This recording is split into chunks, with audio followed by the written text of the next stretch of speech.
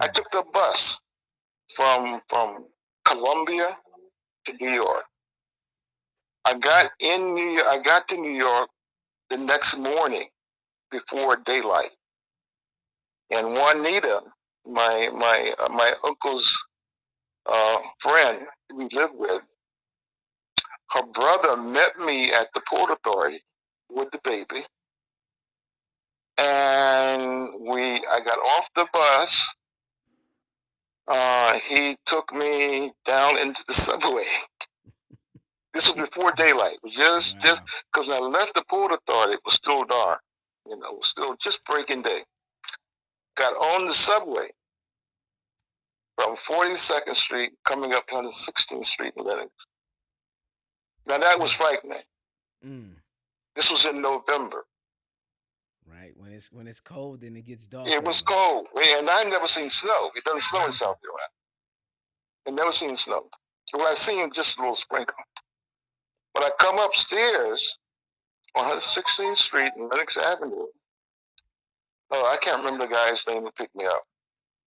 He and I was walking 116th Street.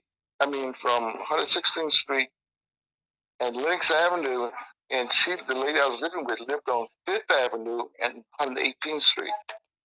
Now, I had never seen snow. And this was the snow. It doesn't snow like it used to in New York. I mean, at that time, the city would scoop it up, and then they would they'd make big mounds, like 10, 15, 20 feet. And then the dump trucks they would put in the dump trucks, and they would haul it to the river and dump it.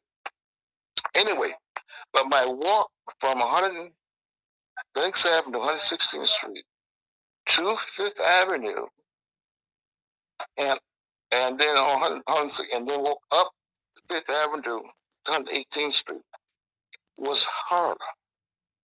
I had never seen Phil. I never seen Phil like I saw Phil that morning. Dog shit. And you could smell it, and those little paths you couldn't get. The dog shit was in there, and you had to walk around. It was frightening. I mean, absolutely frightening. So I walk up Fifth Avenue, same way, get to the building that the lady lived in that I was going to live with. She's in one of those walk up, flow through apartments. Right. So I go into. She's on the second floor. I go into the building. Now I smell piss. I never smelled piss in my life. What the fuck am I going to? So we start walking up, just 2 flights, and it was filthy because I never seen that, and I never, in the South, people, they could live in a shack, but everything was clean. The hog pen was like, 30 yards away, so no field chicken was like, in the field somewhere, but everything in New York was right there. And let me tell you, I swear to God, I cried. But I was so hurt. I was so hurt. I wanted to go home. So my mama called me and said, "Boy, you want to come home?" I said, "No, I don't want." You couldn't go back because it was be too embarrassing. You was in New York when you come back to Sarah's? Damn, boy, you crazy? Anyway, so I couldn't. I had to stay. So I toughed it out. And finally I got a little job. I started working. And then, I started moving around. Let me, I don't know if this is, I don't know if you're interested.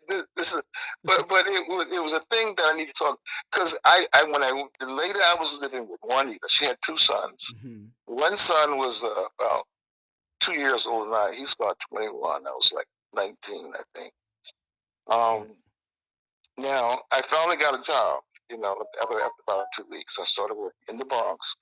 I knew how to get from there to this Lexington Avenue train and go up 138th Street and get off and go to work. But my point is this. Now, her son, he didn't, and I didn't know this, he used to take me out. She wanted to take him out and show him New York. Now he only knew how to get from Fifth Avenue to 8th Avenue. He'd been living there for 20 years, the same spot. You know, I begged him. She's to Wayne. I said, the thing I want to do most was go to the Apollo. And she said, tell Charles to take you to the Apollo. So every day I said, Charles, take me to the Apollo. He didn't know how to get from 118th Street and Lenox Avenue to 125th Street and Lenox Avenue, and the Apollo is over on 125th and 7th Avenue. He never took it. Anyway, I finally found out I said, yeah. So you seem to have some vivid memories of those times. You have any vivid memories about any of the Grandassa models or any of the AJASS members that you could treat us to? Absolutely, yeah. Well, when I became a part of it, I guess it was, I'm not sure what year, but I know that you were in the building on 125th Street. Right. It must have been about 61, 60, 62, 63, something like that.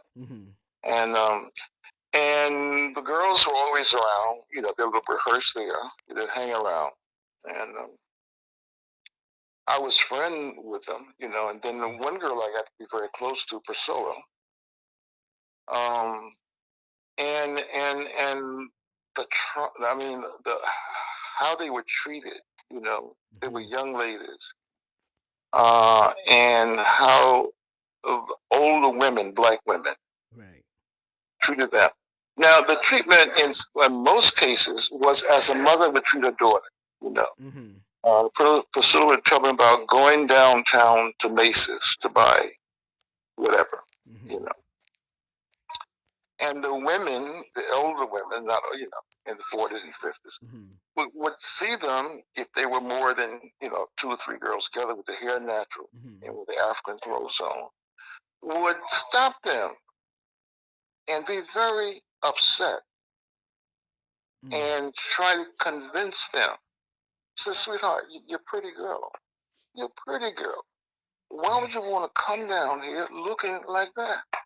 You could ask them, looking like what? Like with your hair, baby. And that shit wrapped around you. He said, that's not right, sweetheart. He said, you go home and talk to your mom. Why would your mom let you come out looking like that anyway? You know, you know, y'all got to say, fix your hair, sweetheart, and buy you some nice little clothes, so you be pretty when you come out. You know, and she said, sometimes, you know, some were very hostile. You know, God damn, bitch. Well, it was a different time that they wouldn't say that to you, but they were very mean. That didn't make any sense. You know, whatever you're trying to do, baby, that don't make no sense.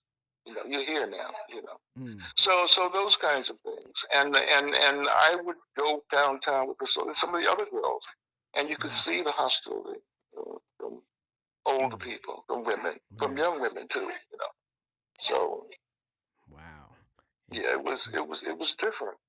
It was, I mean, even walking down 125th Street, if there were 4 or 5 together, it would stop because it wouldn't. It was different, you know.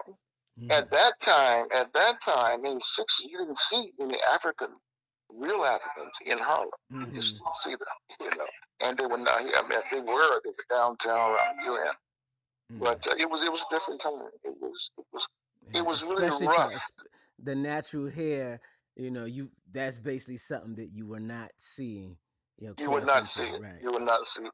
And the kind of attitude I think that they projected, just walking all together as one.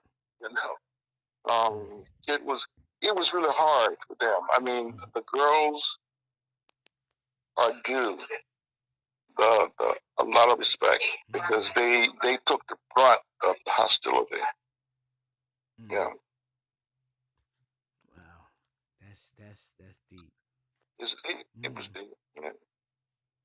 Yeah. And about your any more things to share in closing about some of the fellas who made up the repertory theater, etc.